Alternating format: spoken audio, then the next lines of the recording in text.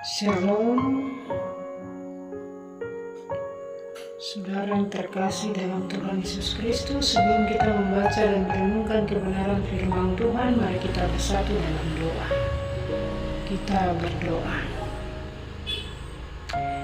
Bapa kami di surga, dikuduskanlah nama-Mu.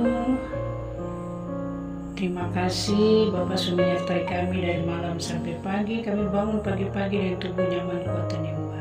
Hari baru dari pagi, siang sampai malam kami serahkan dalam tangan Tuhan. Tuhan menyertai kami. Terbungkus dengan kuasa Tuhan Yesus. Malaikat Tuhan berkemah pagar kami dengan kasih anugerah Tuhan sebagai perisai. Beri kami semua hikmat, urapi kami semua dengan kuasa Roh Kudus. Berfirmanlah kepada kami sekalian, kami telah siap untuk mendengar. Dalam nama Tuhan Yesus firman yang hidup kami berdoa. Amin. Pembacaan firman Tuhan dari Mazmur 19 ayat 1 sampai ayatnya yang ke-9. Kemuliaan Tuhan dalam pekerjaan tangannya dan dalam Tauratnya. Untuk pemimpin biduan Mazmur Daud, langit menceritakan kemuliaan Allah dan cakrawala memberitakan pekerjaan tangannya. Hari meneruskan berita itu kepada hari dan malam menyampaikan pengetahuan itu kepada malam.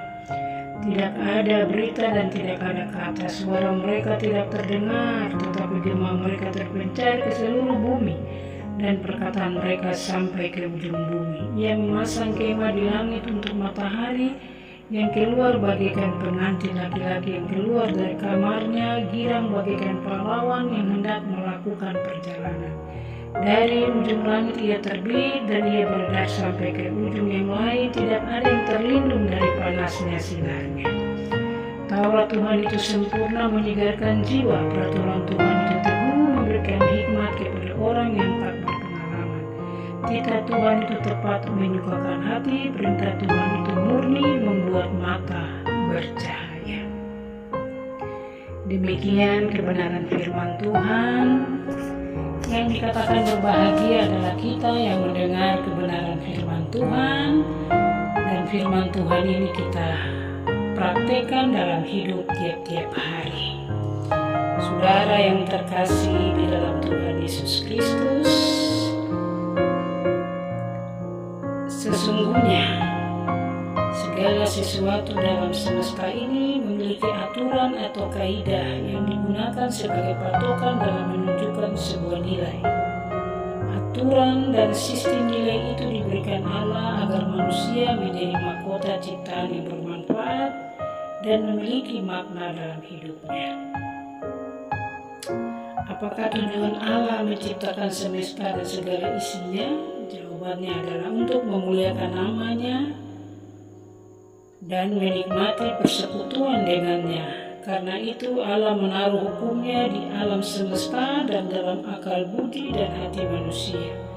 Untuk menemukan hukum Allah, manusia harus mengamati dan menyelidikinya alam semesta. Hasil pengamatan itu melahirkan banyak ilmu pengetahuan seperti etika, matematika, sains, geografi, sosial, dan lainnya.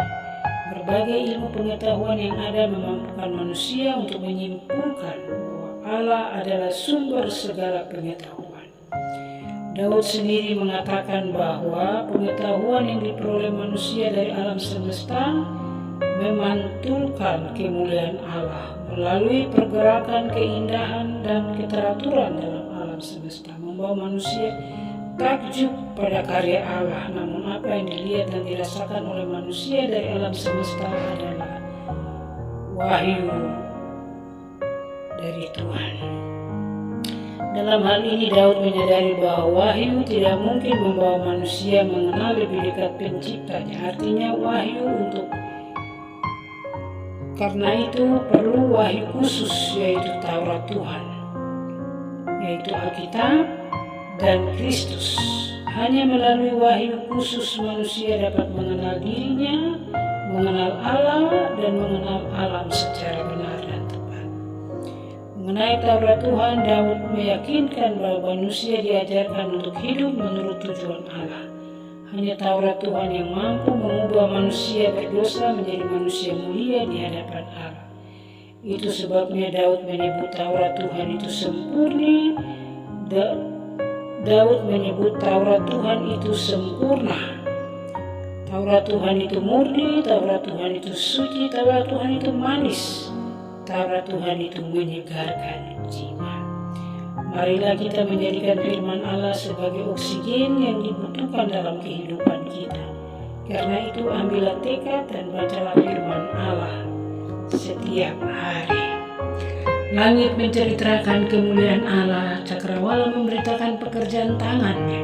Hari meneruskan berita kepada hari, malam menyampaikan pengetahuan ini kepada malam. Tidak ada berita, tidak ada kata, suara mereka tidak terdengar, tetapi gema mereka terpencar seluruh dunia dan perkataan mereka sampai ke ujung bumi.